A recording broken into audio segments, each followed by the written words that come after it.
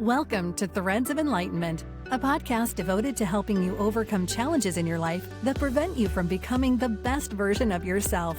Each episode features interviews with people from all walks of life about their journey of self-development and the principles they utilize to overcome their fears to achieve their desired outcome.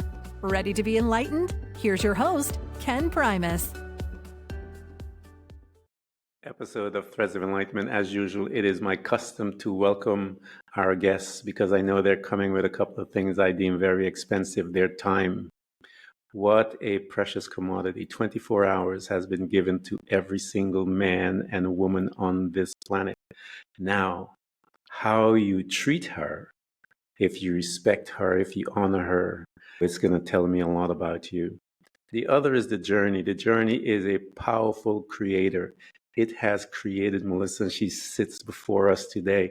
And we want to have this conversation with her so we can assist from her and just pull things so that you and I can learn and become better human spirits while we're here. We want to tap into her wisdom, her knowledge, and her understanding. And as we are embarking on this conversation, I welcome all of you in. Get rested, settle in. Here we go. Melissa, thank you for coming to Threads of Enlightenment. Well, thank you for having me. It is an honor, and I am just so excited to be able to share this time with you. I am so excited too. I am too. I'm really excited. Really excited. You know, from our onset of our conversation, we were having a blast, guys. One of the questions that I ask people, everyone that shows up, is how do you serve mankind? And the reason why I present that question is to tickle the understanding, to awaken in the individual that this journey is not just about themselves, it is about others. We have the independent journey and the precious interdependent journey. So how do you serve mankind? I love that question. I think it's so profound because I think that for most of our lives, no one ever asks us that question. And so the majority of life is typically spent on us. And how do I serve humanity? How do I serve the collective? I serve by being a conduit of light and love for myself and for others. And so it's become my life's work to help people out of their pain, out of their trauma, and create a life they love living in. So that, if you want to ask in a nutshell, my purpose here is to help people find the love for themselves so they can give love back to the planet. And I do that through a bunch of different ways. So it's become my life's work. Oh, that is a noble a profession, if you will. One of the customs that we do here is we jump in this time machine that is called the memory, and we revisit a couple of locations that we dwell for a few years in our life. And one of the very first spaces, this place they tell us it is called a family. We have mom and dad, which are strangers to you. You have your siblings and so forth. So you have this mixture of strangers coming together within this unit that is called the family. What was your family like? My family was very unique because both my parents were very different than most of my friends' parents. My mom came to the U.S. for the Miss Universe pageant. She was Miss Norway. And my dad was the head photographer for Walt Disney. Both my parents were beautiful, brilliant, and talented. They collided. They never got married. So we were the complete antithesis of everyone I knew. We did things very differently. My dad was a savant, and so we didn't have a normal lifestyle. We lived in the mountains on the land, and kind of like the movie Captain Fantastic. That was very close to the experience of my life. And we lived on a sailboat. We lived in the mountains. Life was very different, very tumultuous, and also very beautiful. My parents were alcoholics. So unfortunately, as a part of my life journey, I had to become the parent at a very, very young age. And so I took on the responsibility of protecting and raising my little brothers. I have two beautiful little brothers. My middle brother is a recovering heroin addict alcoholic. He is a testament to the power of survival. And then my younger brother is also in the same space, and his purpose is to enlighten that 10,000 warriors of light to change the world. And so, although my parents' journey was very tumultuous, very passionate, and also very chaotic, they gave birth to 3 kids who are conquerors and who are here to do something powerful. So, although the journey had a lot of trauma, a lot of pain, on the flip side of that, my belief is that our light is in direct proportion to the darkness we walked out of. So, although it was dark, although it was challenging and difficult, and I saw a lot of things that I should probably have not have seen, on the flip side of that, it has empowered me to do very, very big things. Wow, that's a powerful visionary that you gave us, a vision of your family. Being in that mix of the cauldron of all of those emotions and behaviors, how was Melissa in that? It's a great question. I've done a lot of work around that. The little girl was very afraid the majority of her life. She lived in survival. And as a result of being in survival and a high level of cortisol the majority of my life, I got diagnosed with MS when I was in my early 40s. Melissa learned to become very angry because it was a survival skill. Yeah. And it was a very tumultuous rise to where I got now. Made some choices that, although not great choices initially, gave me the biggest gifts of my life. I got married very young. And so my oldest son is one of the biggest, most beautiful gifts I've ever witnessed. He is also a light worker, and he works to change the world as well. Coming through that as a little girl and then growing up into a young woman, anger was my driver because I was angry that I didn't look like all the others. I was angry because my parents didn't show up the way other kids' parents showed up. I was angry because it didn't feel fair. My dad always used to say, "Who told you life was going to be fair?" And somewhere along the way in that Disneyland mindset, the fairy tale endings, I grew up thinking that there was something very wrong with my life by the nature of comparison to the Ozzie and Harriet life that I was witness to.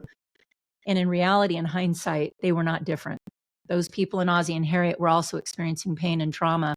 Theirs just wasn't as loud and public as mine was. So I had to navigate and mitigate that anger. And when I got hit by that illness, the diagnosis of my illness, that's when my life trajectory changed dramatically. So here's this girl.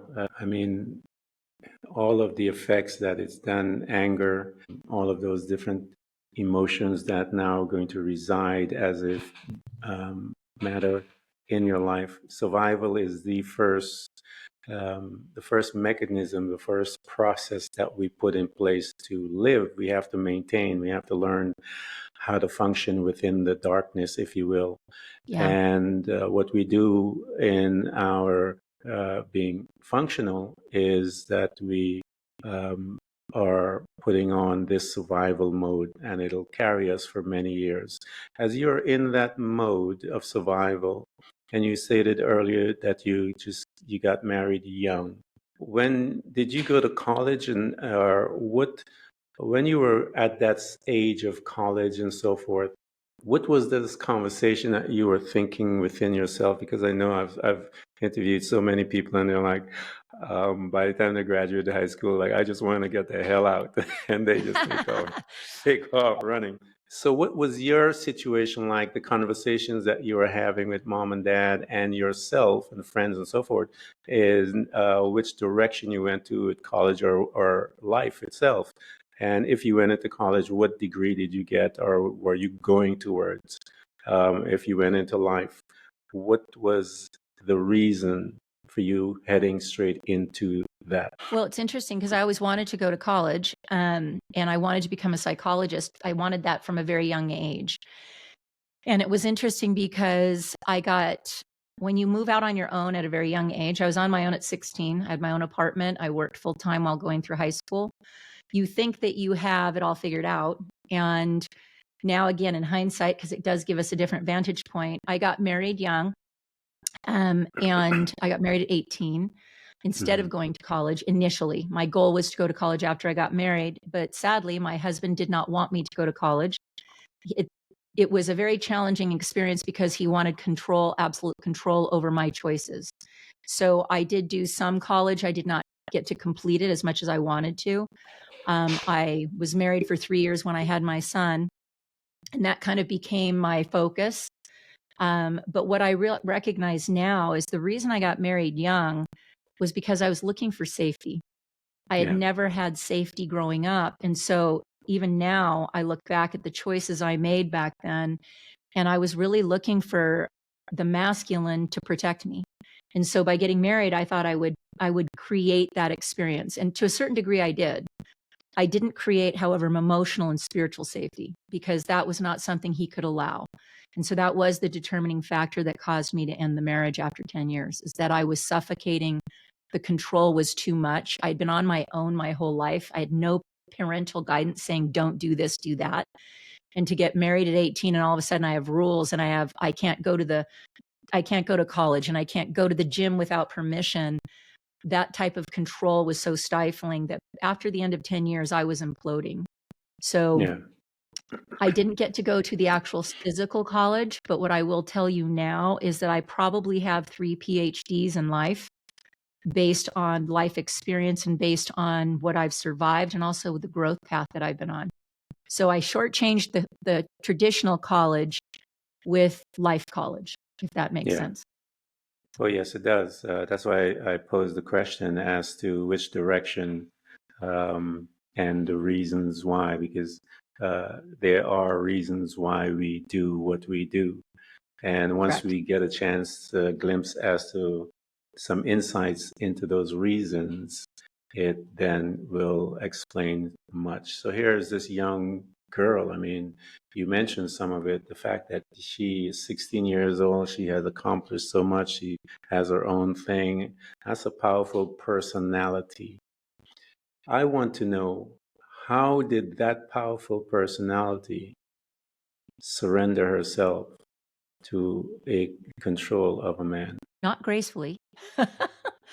Not gracefully. I fought it a lot, and I'd say I did okay for about the first 3 to 5 years, but then the older I got, the more my own identity wanted to show up, and when the more Yeah, that got squelched, the more I fought.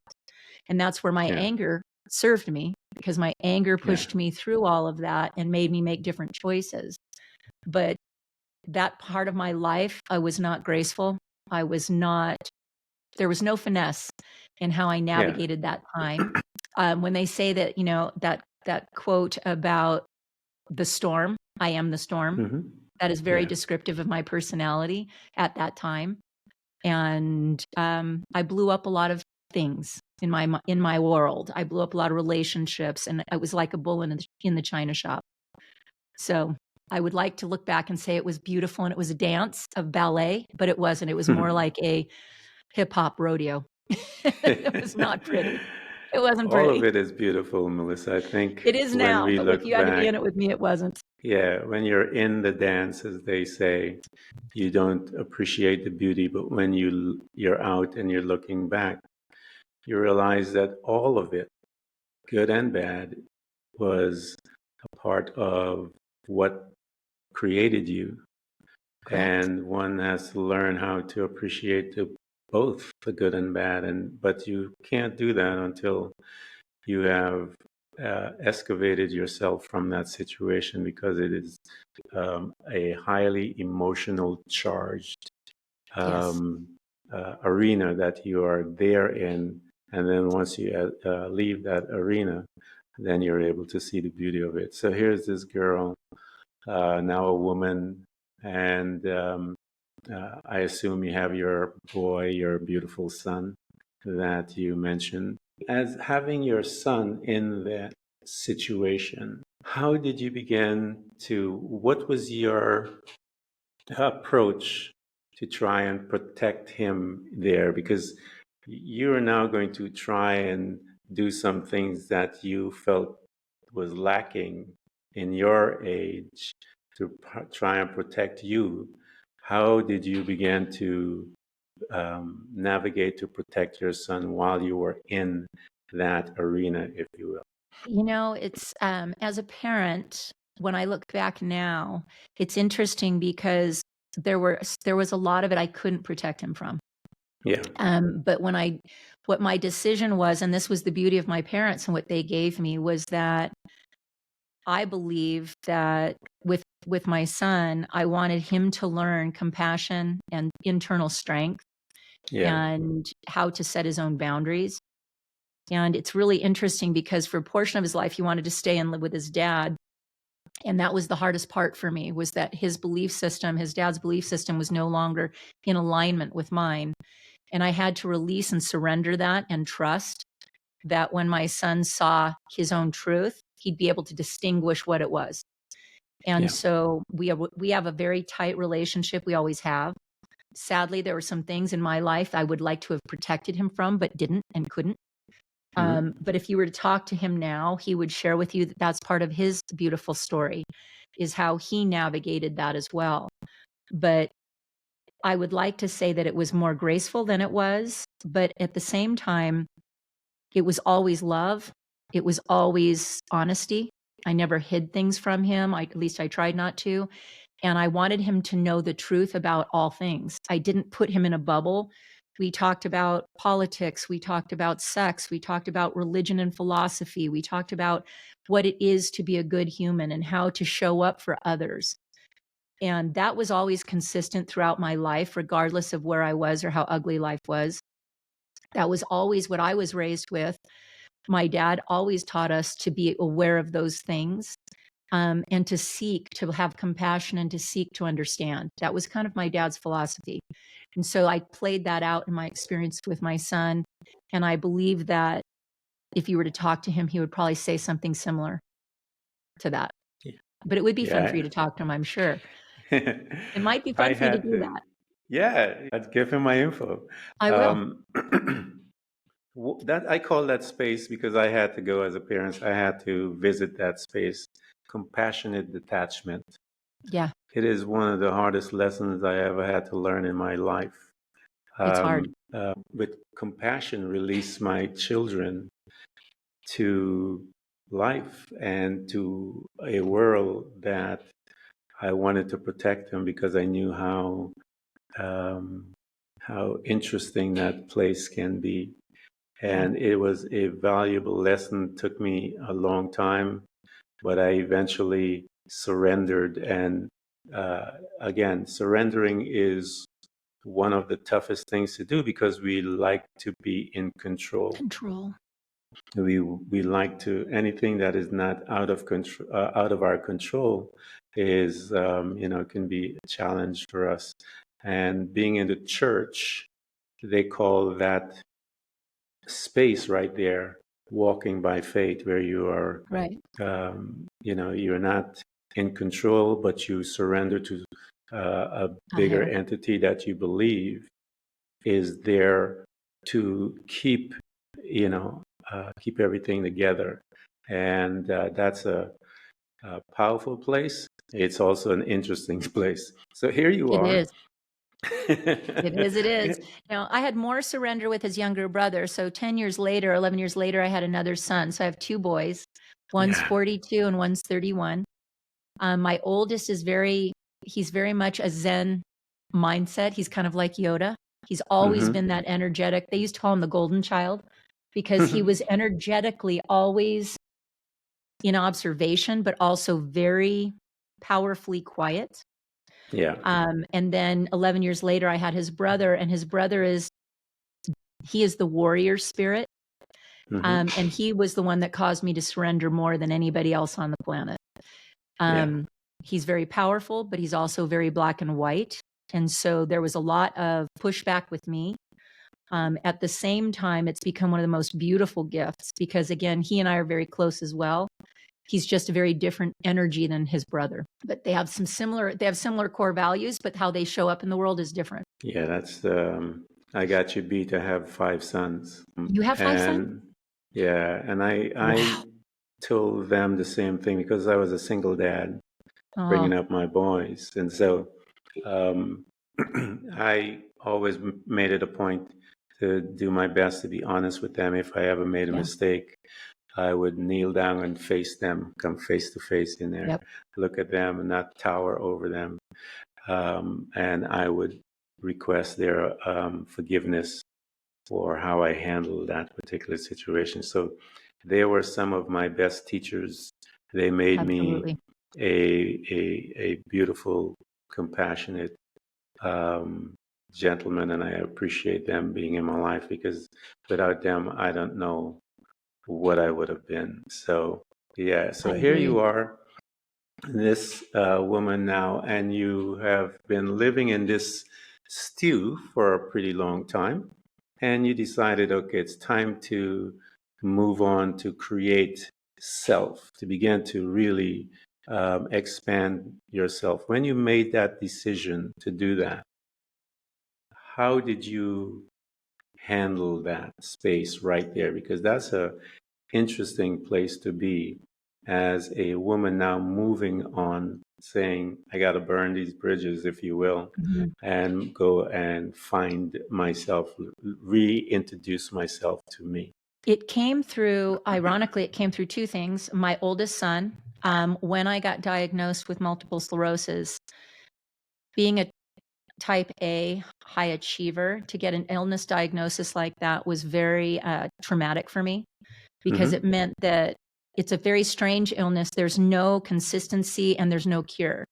And so in Western medicine, when I finally got the diagnosis, basically the overarching conversation was, well, basically your life is done. You just need to figure out now how you're going to go to bed and survive until you die, was the overarching general assessment. And when that happened, I became very suicidal and very dark. And by that point, my oldest son was in his early 20s, and he had gone to work for a coaching company that had a big event once a year. They have this big 5-day event, and it was in the personal development space. Hmm. And he bought me a ticket to go to this event. Now, mind you, I didn't want to go. I was angry. I was in self destruct, in a mode of looking to find a tree to drive in. And he Yeah. instinctively knew that. So he pays for this expensive ticket. He had my brother pick me up to make sure I got there. And the irony was that the opening night of this big 5-day event, they don't tell you what the theme is. But the theme that year, he didn't know what the theme was. But the theme that year was how to live like you were dying, based on the Tim McGraw song.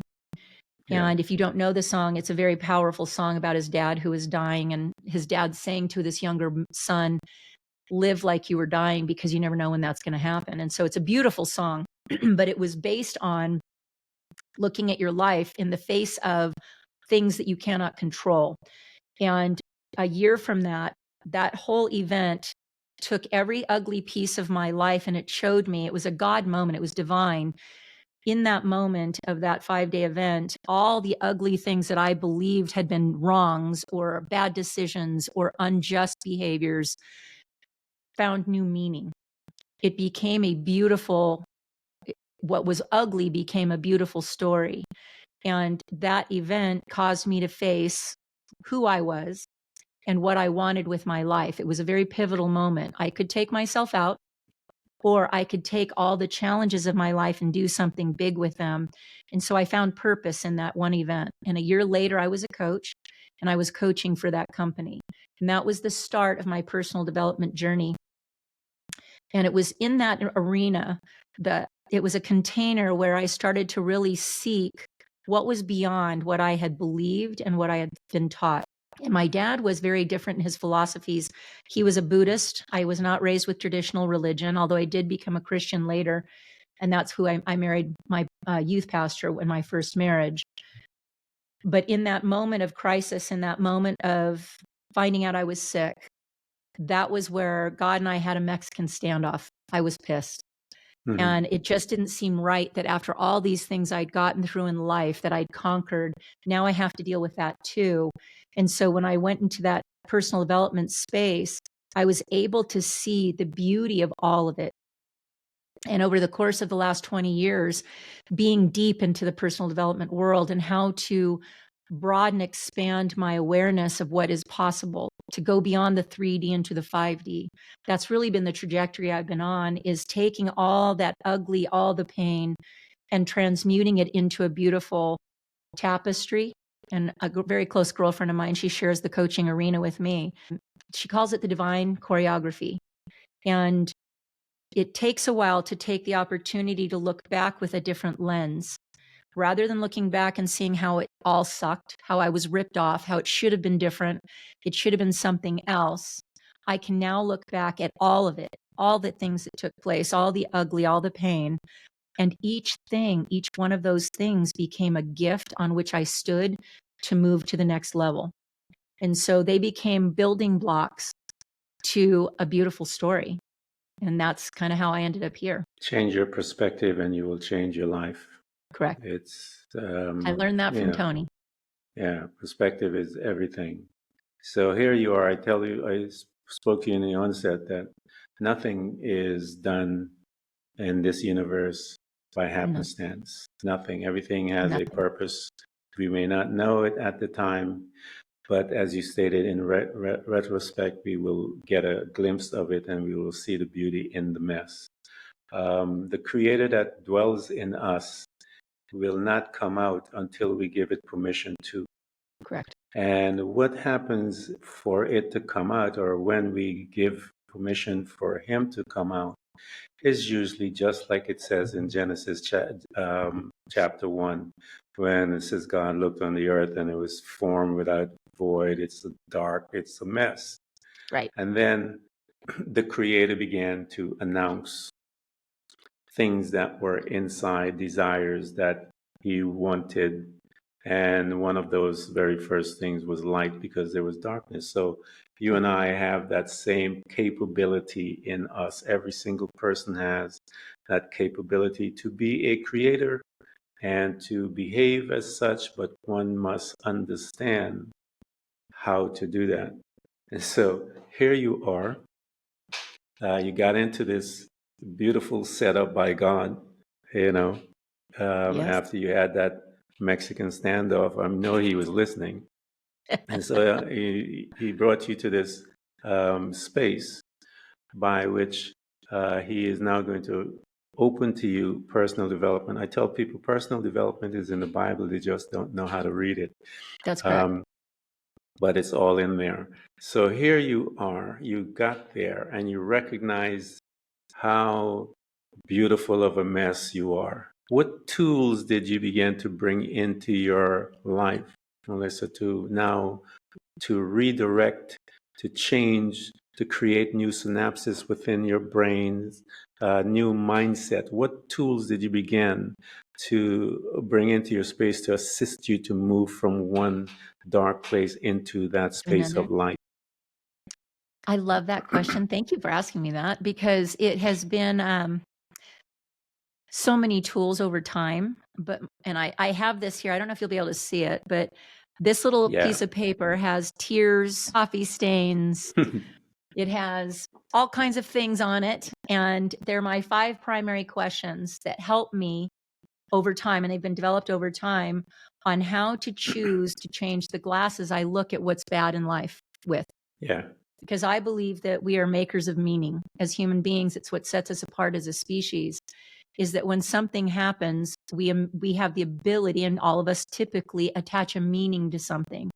Mm-hmm. So when I got diagnosed with MS, the meaning I gave it was that God had abandoned me and that God didn't see me or care about me.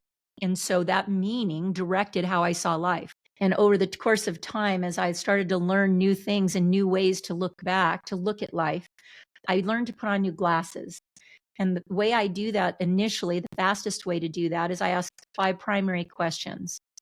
And these questions over time have been very powerful for my clients, and they work very effectively. Even still, when bad things happen, I have to start with primary questions. And the first one is, what's great about this?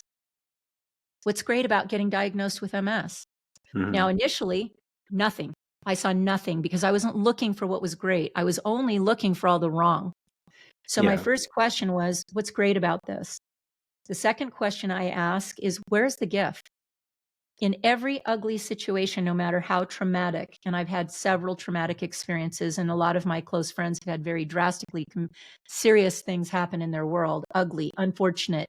My best girlfriend was molested by her father until she was 18. Her 2 brothers were murdered 10, 25 years apart.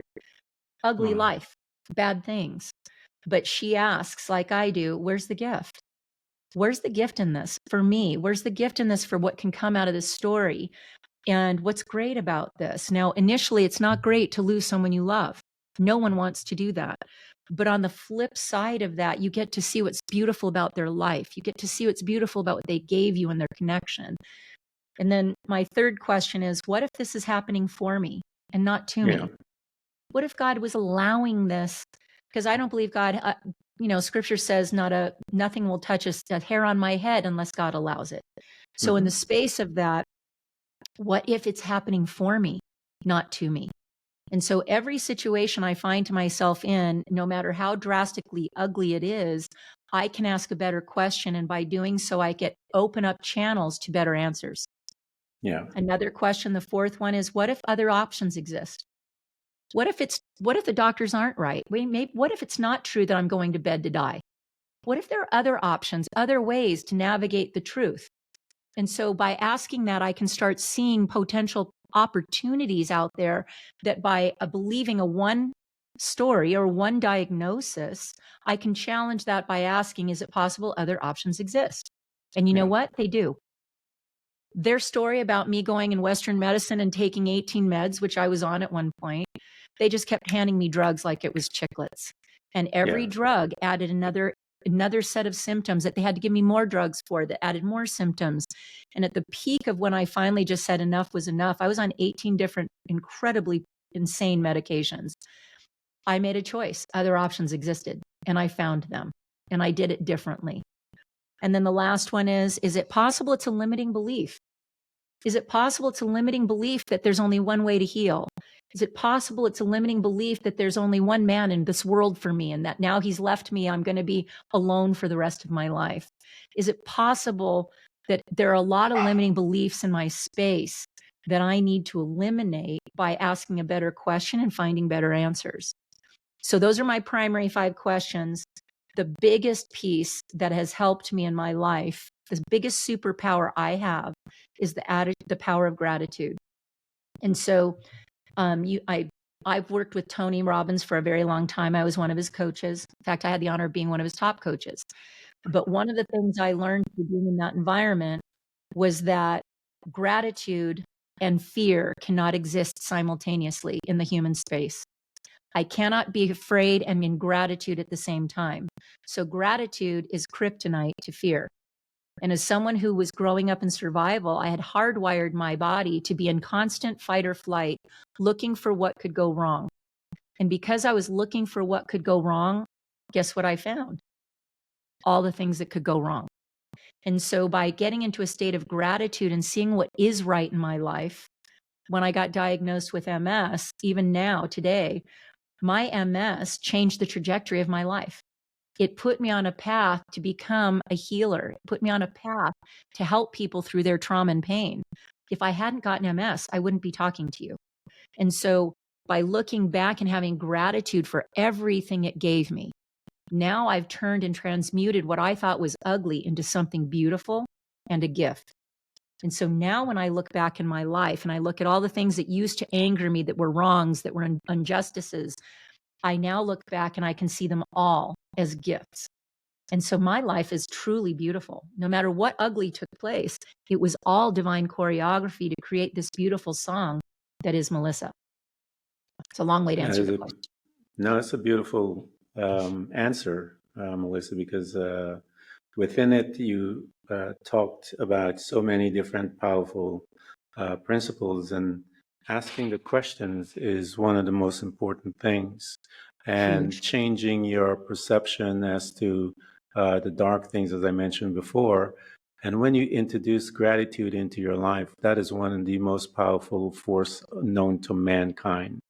Beyond. There's several tools that people talk about. You have meditation, you have journaling, you have yoga, there is nothing like gratitude. Gratitude will take you from where you're at and lift you up in such a powerful way that your perception changes within the confession of your gratitude, because you are now being grateful of all things.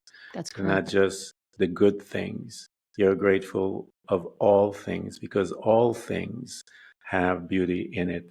And once All you things. allow yourself to see it, uh, life begins to become sweet. So here you are, you introduce gratitude into your life, and you're beginning to metamorph before everyone else. All the metamorphosis is beginning to happen to you. You're changing inwardly, and you are growing. As you're doing all of these things and you're excavating, what were some of those things that you saw in you? I know you mentioned one on the onset, that anger.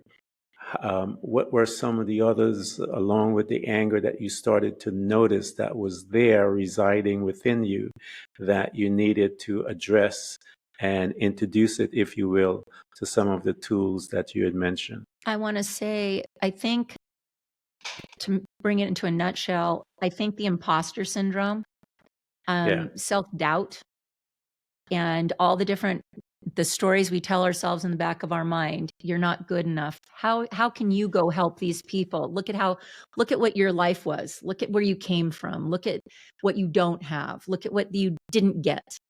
And so the imposters were something I really had to navigate, because the anger was just one emotion that I had to manage. But then I had to, once I got the anger into a space where I could navigate it, now the other things that had been suppressed, Mm-hmm. self-doubt, self-love, self-awareness, self-compassion, those things were missing because the anger was what I lived through. And the anger kept all of those guys at bay.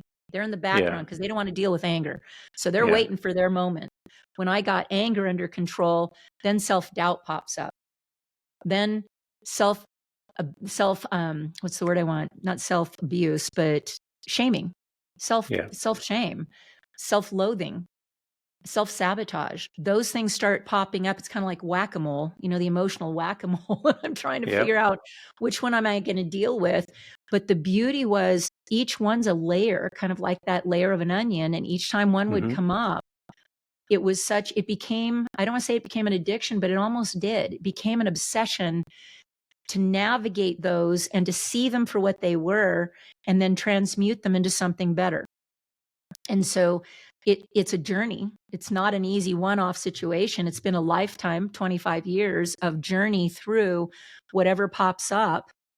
I get to see it, connect to it, honor it, and then I also get to move it through to a better position in my space. So I had a lot of negative emotions, but most of them were directed at self.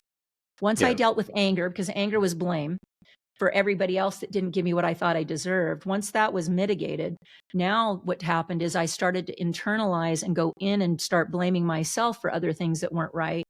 I had to take those out and really deal with them on an individual basis over time. Yeah. It's one of the things that Melissa had mentioned, and I tell people, make sure that when you make this decision, that you make it with the soul of the man, the individual. When we make this the natural mind, we, every new year we make promises and then we break it. I'm going to go on a diet or whatever, and that's broken in the first meal that you saw. Right. That is not your subconscious mind that made that decision. When your subconscious mind makes a decision, you will take away 18 powerful medicine given by the pharmaceutical and the physician, and toss it away and begin a new journey. That decision is made from a different place. And when you are ready to allow that individual to make the decision, then your life will begin. The changes begin to take place. Until then, you are living, you're hoping, you're wishing. This is how your conversation is going to be. I want to do that. I would like to do that. Correct. But when you say, I am going to do that, that Yeah. comes from someplace else. And when you do that, your life begins to change. I'll tell you why, because there's a synergy that has everything has been waiting for that decision. All your healing, your progression, your peace has been waiting for that decision, and it's not going to take, It's not easy. This is not easy because you have to unearth all of those things. And as you see those things, you will always find yourself at being the biggest monster on the planet until Right. you begin to have a dinner and sit down and talk to yourself and realize, you know what? I'm this beautiful creature. I don't have to believe that story that is replaying in your mind. So Correct. begin to investigate yourself. So here you are. What a wonderful place to be for a whole couple of days, to be immersed within learning about the skill sets in that space of personal development. As you begin to unearth them, as you said, you discover new things. As you're progressing in your life moving forward, how did you begin now to relate to others? Because once you deal with anger and all the other things, that's with yourself.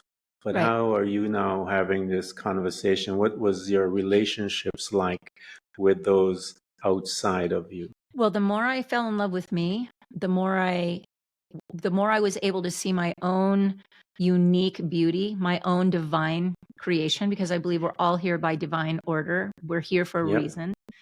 The more I was able to love her, it was as if the new glasses allowed me to love and have compassion for others. And that was what was missing in the angry Melissa, the version of me that was angry. I couldn't see anybody else in that context. It was all about me, like you said. But when I started to love me, now I was open. I was able to have an openness now, and that was turning the lens outward. I'm healing me. Now I have this new awareness that there are other people in suffering as well. Yeah. And that's when I became a coach, and I submerged myself deep into the coaching community. I started to learn tools and methodologies that would allow me to connect with other people. I've always had an innate gift on how to connect with others, and I believe that comes out of the ugly of my life. I wanted someone to choose to connect with me, and so I learned how to do that for others. And then the coaching tools allowed me to do it more effectively and quicker. I could get to their root challenge a lot faster. And so it had an acceleration type process. And so I started to see through the lens of compassion at a much higher rate. And when I was angry, I didn't have compassion. Compassion didn't Yeah. exist for myself, therefore I couldn't have it for anybody else. I was very intolerant. I was very impatient when I was in that angry zone, but I was mostly angry and impatient with myself. So the more I was able to see and heal that, the more I was able to have a different relationship with the world around me. And one of the things I learned through a lot of the coaching and a lot of the work I do with Tony is that pain makes change a must. People Yeah. don't change until they have pain, typically. Yeah. And so when we're in pain, we get an opportunity to either stay in pain, or when the pain gets so bad, we make a different decision, we change. And suffering is the option. Pain is pain. We can change pain, but staying in suffering, that's a choice. And so Yeah. when I started to recognize I was choosing the emotions I had, I was able to change that. I was also able to take that knowing, and I could take it to my clients and to the world around me and help them change what they were focused on and help them move through suffering. And that's where I became addicted to helping people. That's where I became addicted to eliminating suffering. And it happened through healing myself first. It has to happen with yourself first because you have no benchmark as to what it looks like. For somebody It else. also gives you insight as to the questions to ask because as you learn and you begin to ask those questions to yourself, you're taking markers because you're locating yourself. You know where you are when you ask that question. Right. So that when you sit before someone and you ask a specific question, it identifies them. And I always use this story that Jesus did with this man at the pool of Bethesda because the principles are the same. So Jesus Christ shows up on the scene as this man at the pool of Bethesda. It's packed with all kinds of invalids and sick people, tells us. And Jesus sees this man in there. He notices something different about him, and he asks a question. Hey, what's going on with this guy? They inform Jesus. He's been here for 38 years. He's, been sick from ever, whatever. And Jesus looks at this man in the middle of this crazy location. He says, do you want to get healed? And the man looks at Jesus and said, while I am going to that pool, someone steps in because the angels came and touched it, and that's how that individual will get there. While I'm heading to that pool, someone gets in there before me, and I missed it. And Jesus located him. Jesus wanted to know, was he comfortable where he was? Some people are just sitting around looking at it. Was this your comfort? Were you satisfied? Did you give up? Where are you? And when he said to Jesus, "No, I'm trying. I'm pushing to get there," Jesus looked at him and says, "Rise, pick up your bed and walk," because Jesus recognized something in him. He located him. He realized that this guy wanted it really bad. And so Jesus told him, "Rise, pick up your bed and walk." The man still had to do something. He could have stayed in his suffering, as you said. Correct. It's a decision, or It is a he decision. can rise. And so he upped and he got his healing. And so that's the same principle for those clients that come. Once you locate them, you can assist them to rise up and walk. And once they begin to do that, and you can do that speedily because you have knowledge as to the questions to ask and assist them to make that turn that will change their life. So here you are, you immerse yourself within the art and the skill set of becoming a coach, a guide, as I call you guys.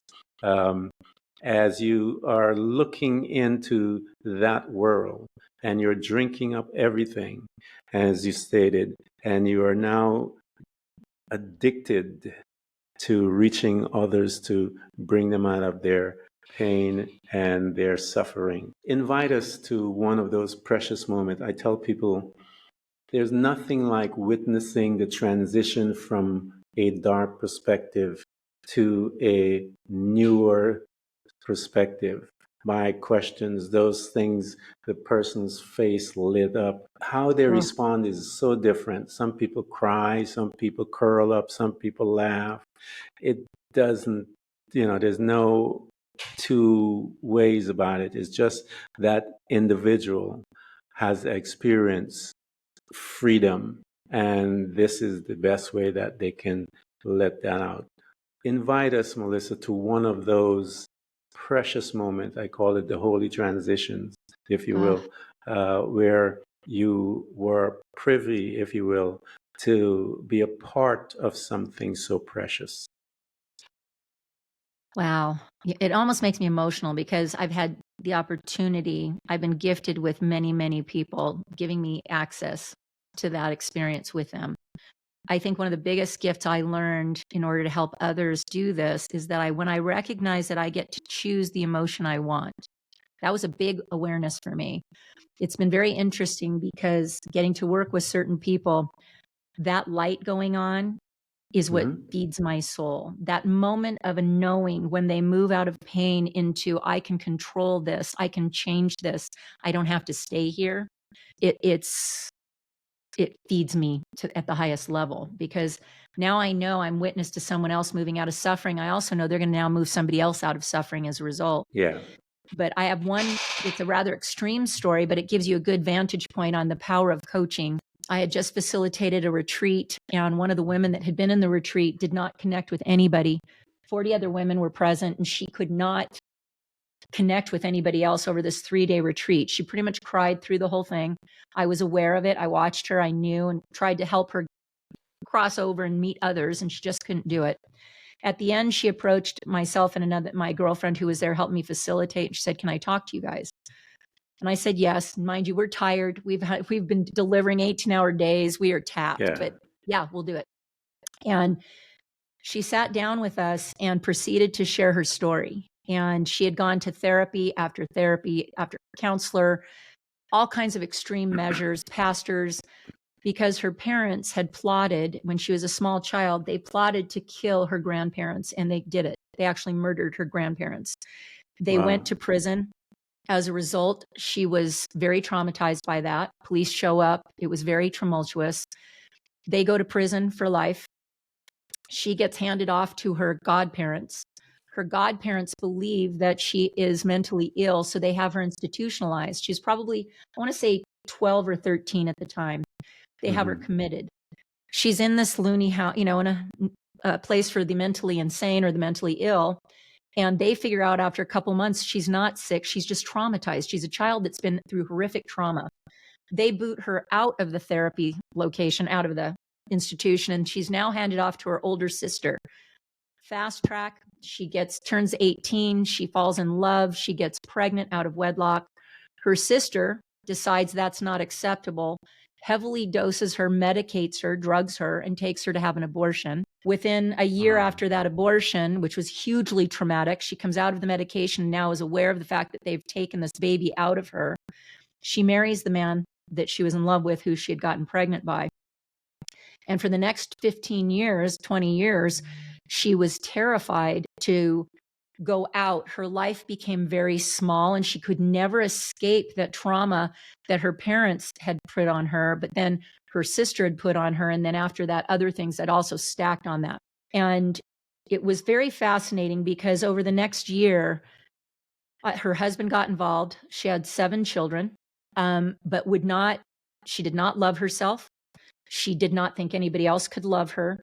She was ruining her marriage because her world was so tight and so small. She needed absolute control that she was suicidal.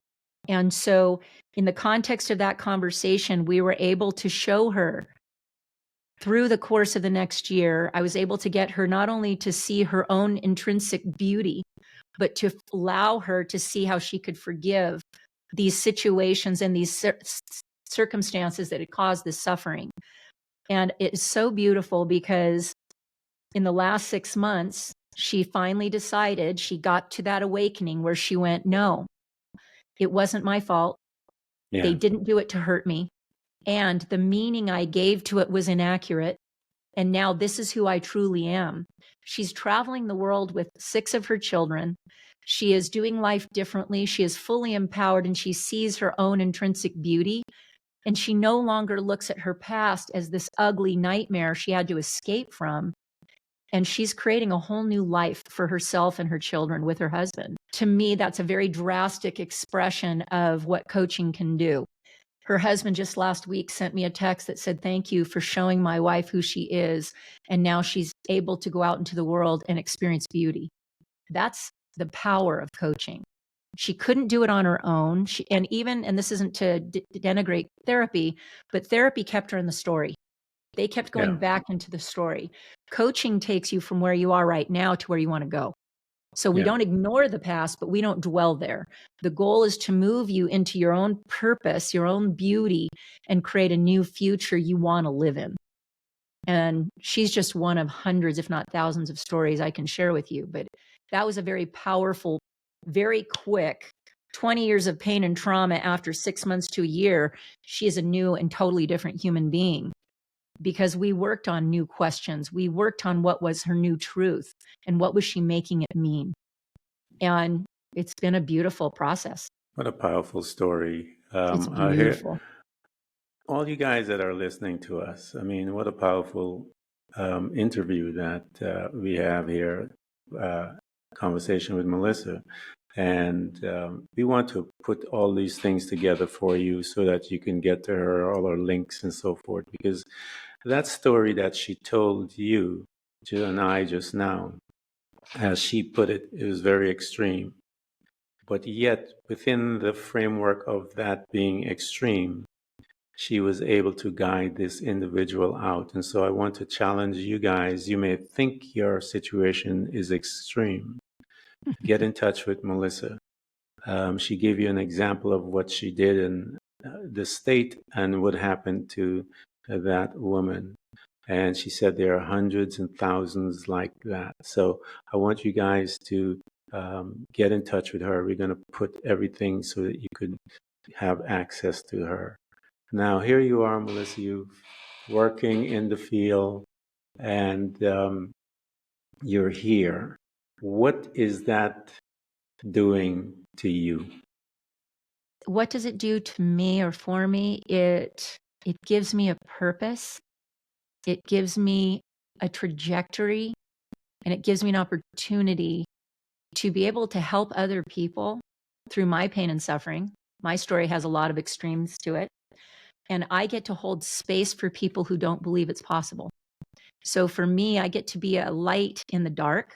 I get to be that candle in a dark room so people can go, look, there's light over there. I want to find the light. I don't think there's a more powerful purpose other than being a mother that I could have on this planet. And so for me, it reinforces for me that I'm needed. It tells me I'm needed. And so it gives me a reason to show up in life in a different capacity. And it fuels my soul. So it's a beautiful gift to me to share the ride with people through their pain and to hold the light so they can get out of it. That's powerful. That is beautiful. Liz, I want to thank you so much for coming to Threads of Enlightenment. This has been a beautiful one, and again, folks, we're going to provide everything for you guys to get in touch with her because you need to be free. There's nothing like being free. You don't need to stay in that pain, and you don't need to be suffering as a result. She's going to help you to move through it. Freedom is a beautiful thing, and you ought to experience it. Allow yourself to experience it. And it is, it's a hard thing to do. We understand, but allow yourself, give yourself the space, the opportunity, and we're going to provide everything so that you can get there to have her walk with you through this. Melissa, thank you so much for coming to Threads of Enlightenment. Ken, thank you for having me. You are such a gracious host. I look forward to many other hopeful opportunities to talk with you. Thank you. It's an honor. Definitely. Thank you. It's been an honor. Thanks for tuning in to Threads of Enlightenment with Ken Primus. Hopefully you're now feeling more empowered to overcome the challenges in your life, whatever they may be. Share that inspiration with others by telling them about this podcast, rating it, and of course, remember to subscribe so you don't miss a single episode. For more connection, you can find us on Facebook and Instagram by searching for Threads of Enlightenment. Until next time, stay enlightened.